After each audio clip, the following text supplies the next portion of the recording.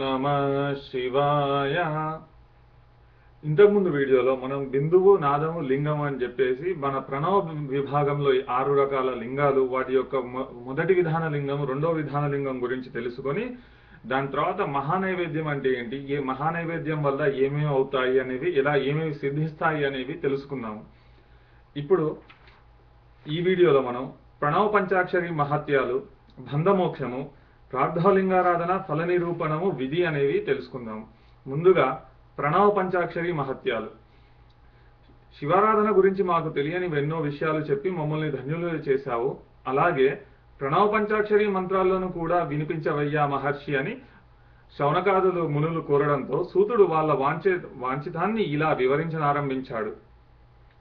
తాపసులైన మీరు అడిగిన ప్రశ్నకు తగిన సమాధానం చెప్పడం శివుడికే సాధ్యం, అయినా నా ఓపిక మేరకు తెలియజేస్తాను వినండి అని చెప్పడం మొదలుపెట్టాడు. శివుడే రక్షించాలి. మరియు దానికి నవ జోడిస్తే ప్రణవం అయ్యింది.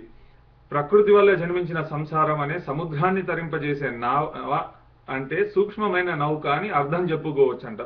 అంటే ప్రకృతి, నవ అంటే ఈ యొక్క సంసారాన్ని నడిపించే నావ అంట.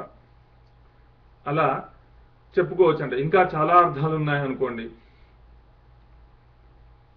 ఇక ప్రణవం 2 రకాలు, స్థూలము, సూక్ష్మము. సూక్ష్మం అంటే ఒకే అక్షరం, స్థూలం అంటే 5 అక్షరాలలో ఉంటుంది.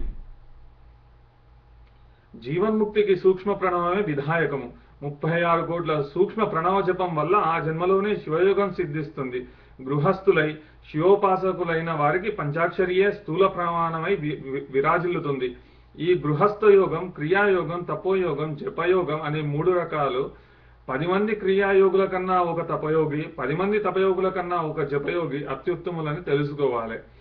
అంటే మనకి ఇక్కడ స్థూలము, సూక్ష్మం అని చెప్పి 2 చెప్తున్నాడు. సూక్ష్మం అనగా మన ఆత్మ, స్థూలం అనగా మన యొక్క శరీరంతో కూడినటువంటి ఆత్మ. ఆ 2 కూడా ఈ తర్వాత మనకి వచ్చే సంహితల్లో వివరంగా చెప్తాడు. ఇక్కడ ప్రస్తుతానికి ఇది తెలుసుకుందాం. ఇలా 36 కోట్ల ప్రణవ జపం వల్ల ఆ జన్మలోనే శివయోగం సిద్ధిస్తుందంట.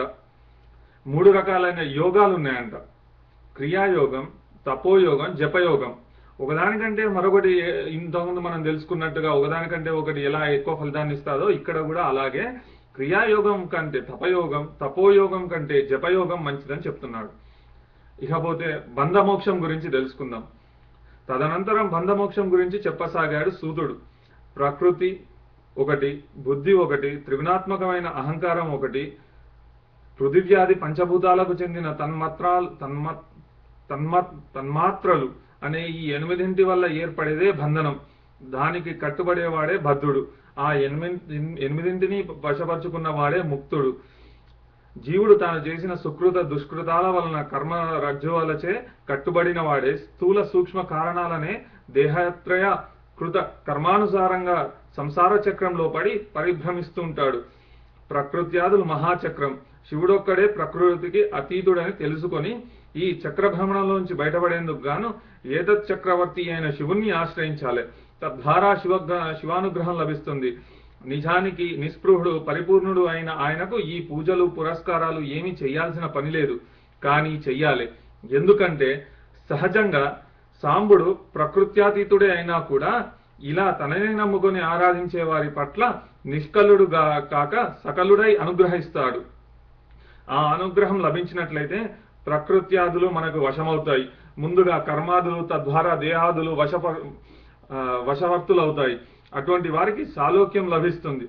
తదనంతరం తన్మాత్రలతో లోబడతాయి. ఆ స్థాయి వారికి సామీప్యత సిద్ధిస్తుంది. ఆ అనంతర క్రమంలో అహంకారం తన్నాశనం చేత బుద్ధి వశీకరింపబడుతుంది. అంటే చిత్తవృత్తి నిరోధకత సిద్ధిస్తుంది. అలా సిద్ధించిన వారిని యోగి అంటారు. తక్కిన వాళ్ళని యోగులు అనడం కుక్క సమాజమే మనం అనుట. అటువంటి యోగి వాచ్యుల చిత్తవృత్తి నిరోధన సిద్ధులు అయిన వారికి లభిస్తుంది.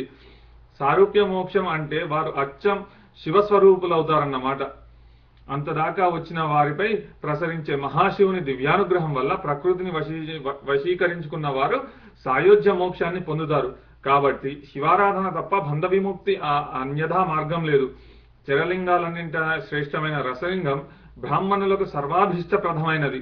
క్షత్రియులకు బాణలింగం మహా సామ్రాజ్య సిద్ధి కలిగిస్తుంది. సువర్ణలింగం వైశ్యుల పాలిట సంపదల పెన్నిది. శివలింగారాధనం శూద్రులను శుద్ధులను చేస్తుంది. అయినప్పటికీ కూడా స్ఫటికలింగ బాణలింగాలు రెండు సర్వవర్ణాల వారికి ఆరాధనీయాలు. ఒకవేళ ఆయా వర్ణాల వారికి విధించబడిన శివలింగాలు లభించినప్పుడు తమ కన్నా పై తరగతి లింగాన్ని సేవించవచ్చు. ఇక పుణ్యస్త్రీలకు ప్రార్థవలింగం, వితంతువులకు స్ఫటికలింగం మంచిది అని చెబుతారు. కానీ స్త్రీలు ఏ స్థితిలో ఉన్నా, ఆ వయస్సులో ఉన్నా, ఏ వయస్సులో ఉన్నా, ఏ స్థాయి వారైనా, ఏ వర్గం వారైనా సరే స్ఫటికలింగమే వారికి శ్రేయోదాయకం అని చెప్పబడుతుంది. సంసారమగ్నుడైన వాడు పీఠంలో లింగాన్ని అభిషేకించి శాల్యన్యం నివేదించి పూజానంతరం సంపుటంలో దేవతా మందిరంలో ఉంచాలి. నిషిద్ధ కర్మల నుంచి నివృత్తులైన వారు గురుదత్తము సూక్ష్మము అయిన శివలింగాన్ని ఎడమ అరచేత ఉంచుకొని ఆరాధించి తాను తినబోయే ఆహారాన్ని ముందుగా శివనివేదనం చేయాలి. తదనంతరం లింగాన్ని తలపై గాని కంఠం గాని యుక్తస్థానంలో ధరించాలి. ఓ శైవజ్ఞాన జిజ్ఞాసులారా, వ్యాసోక్తంగా నాకు లభించిన శ్రేయో మార్గ జ్ఞానాన్ని మీకు వినిపించుకున్నాను. ఇది తెలుసుకున్న వారు శివానుగ్రహ పాత్రులు అవుతురుగాక అని ఆపాడు సూతుడు. అంటే ఇంతకుముందు మనం చెప్పుకున్నట్టుగా ముందుగా సూక్ష్మము స్థూలము అంటే సూక్ష్మం వచ్చేసి ఆత్మ, స్థూలం వచ్చేసి శరీరం. అంటే ఆ శరీరంలో ఆత్మ బంధింపబడి ఉంది. అంటే సూక్ష్మంతో కూడుకున్న శరీరాన్ని స్థూలం అన్నారు. ఇక్కడ మనకేం చెప్తున్నాడంటే స్థూల సూక్ష్మ కారణాలచే దేహత్రయ కృత కర్మానుసారంగా సంసార చక్రంలో పడి పరిభ్రమిస్తుంటాడు. ప్రకృత్యాదులు మహాచక్రం.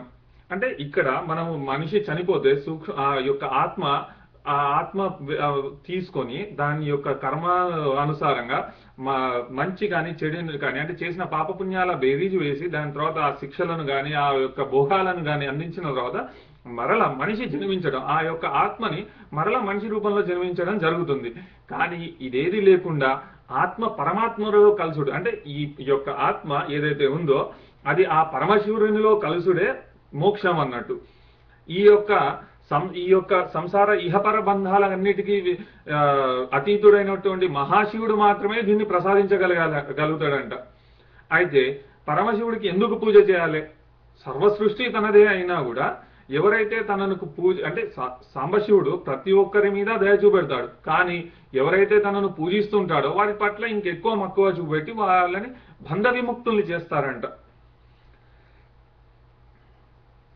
ఇక అదిపోతే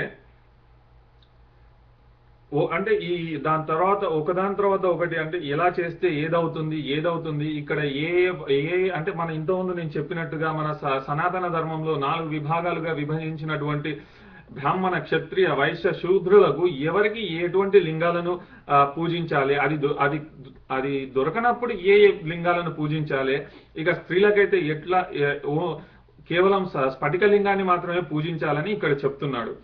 ఇక అవన్నీ పోతే తర్వాత ప్రార్థవలింగారాధన ఫల నిరూపణ విధి అనేది తెలుసుకుందాం. ఆ తర్వాత ఋషుల కోరికపై ప్రార్థవలింగం గురించి చెప్పనారంభించాడు సూతుడు. మహాత్ములారా, శివలింగాలన్నింటి అత్యుత్తమైనది ఈ ప్రార్థవలింగం. ఏతధారాధన వల్లనే విష్ణు బ్రహ్మ ఇంద్రాదులు నాగ గంధర్వ దానవ సంతతుల వారు కృతార్థులయ్యారు. కృతయుగంలో రత్నమయలింగం, త్రేతాయుగంలో బంగారు లింగం, ద్వాపరంలో రసలింగం, కలియుగంలో ప్రార్థివలింగం మహోత్కృష్టాలుగా తెలుపబడుతున్నాయి. ప్రార్థవలింగారాధన వల్ల ఆరోగ్యం, ఆయుర్వృద్ధి, సంపద, సద్బుద్ధి ఒకటేమిటి మన మనస్సులో ఎన్నెన్ని కోరికలు ఉన్నాయో అన్ని కోరికలు సిద్ధిస్తాయి. ఈ ప్రార్థవలింగ నిర్మాణంలో పంచసూత్ర విచారం అవసరం లేదు. ప్రార్థవలింగం అఖండంగా నిర్మించాలి. ఎప్పుడూ కూడా చరలింగం అఖండంగా అనగా పానపట్టము పిండం విడివిడిగా కాకుండా ఒకటిగానే ఉంచాలి. ప్రతిష్ఠిత లింగం మాత్రం ద్విఖండంగా ఉండాలి. లింగవేదికే మహావిద్యలింగమే మహాదేవుడే అని భావించాలి. మందిరాల్లో ఉండే అఖండ లింగాన్ని గాని చరలింగంలో ద్విఖండం లింగాన్ని గాని ఆరాధించడం ఎందుకు కొరగానిదని మర్చిపోకూడదు. ప్రాతకాలంలో మేల్కొంచి నిత్యకర్మాలాచరించి స్నానాదుల అనంతరం భస్మరుద్రాక్షలను ధరించి ఆ పిదప పరిశుద్ధుడైన పట్టము తీసుకొని అందులో శ్రీగంధాన్ని కలిపి శుచిగల తావున జలంతో తడిపి వేదికాయుతంగా పిండాన్ని అఖండంగా నిర్మించాలి. శివపంచాక్షరి మంత్రంతో పూజా ద్రవ్యాలపై జలం ప్రోక్షించాలి. భూరసి మంత్రంతో స్థలశుద్ధిని, ఆపోస్మాన్ మంత్రంతో జల సంస్కారం, నమస్తే రుద్ర మంత్రంతో పేటికాబంధనం, నమశంభవే మంత్రంతో పంచామృత ప్రోక్షణం, పమో నీలగ్రీవాయ మంత్రంతో ప్రతిష్టాపన, ఏతత్తే రుద్రాయ మంత్రంతో ఆసన సమర్పణ,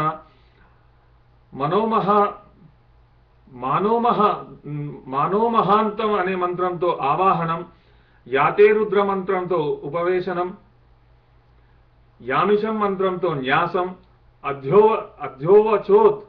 అధ్యోవచత్ మంత్రం పూర్వకంగా అధివాసం, క్షమించాలి, అసౌజీవ మంత్రంతో దేవతాన్యాసం, అసౌయో పరస్పతితో ఉపసర్పణం, నమస్తో నీలగ్రీవాయ మంత్రంతో పాద్య సమర్పణ, రుద్ర గాయత్రితో ఆర్జం, త్రయంబక మంత్రంతో ఆచమనీయం, పహ పృథ్వ్యా మంత్రయుక్తంగా క్షీరాభిషేకం, దధిక్రావన్నతో దధిస్నానం, ఘృతయావ మంత్రంతో ఘృత స్నానం, మధువాత మంత్రంతో మధుస్నానం, స్వాదూహ పవస్వ మంత్రంతో శర్కార స్నానం, దేవస్వతాహ మంత్రంతో పుష్పమార్జనం, మానస్తోకేతో ధోవతి సమర్పణం, నమో ధృష్ణవేతో ఉత్తరీయాన్ని, యాతే హేతిహ ఇత్యాది 4 మంత్రాలతో ప్రతిస్థూలతో చేసిన వస్త్ర సమర్పణ ఆచరించాలి.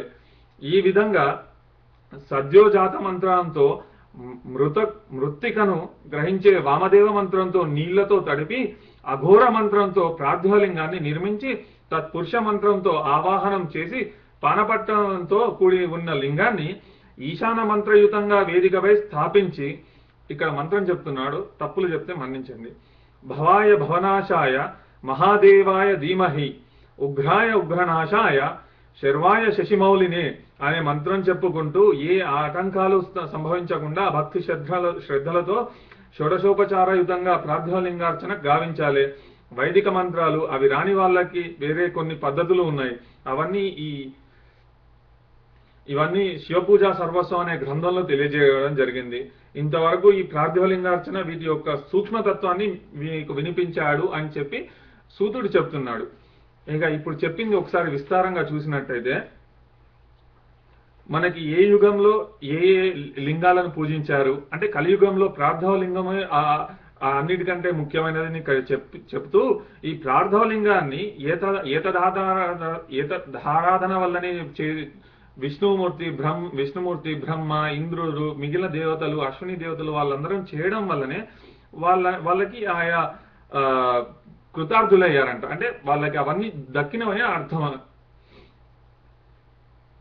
ఇక ఇది పోతే దాని తర్వాత మనకి ఈ యొక్క ప్రార్థాలింగాన్ని నిర్మించేందుకు గాని ఏ మంత్రాలు ఏవేవి చేయాలనేది ఇక్కడ చెప్పడం జరిగినది. అవన్నీ నేను వివరంగా చెప్పడం నా తరం కాదు, అందుకని చదివి వినిపించాను. ఇక మనం తర్వాయి వీడియోలో కోరికల నిమిత్తం పూజించవలసిన లింగ సంఖ్య, బిల్వ మహిమ, ధారణము, దాని యొక్క ఫలితము తెలుసుకుందాం. ఓం నమః శివాయ.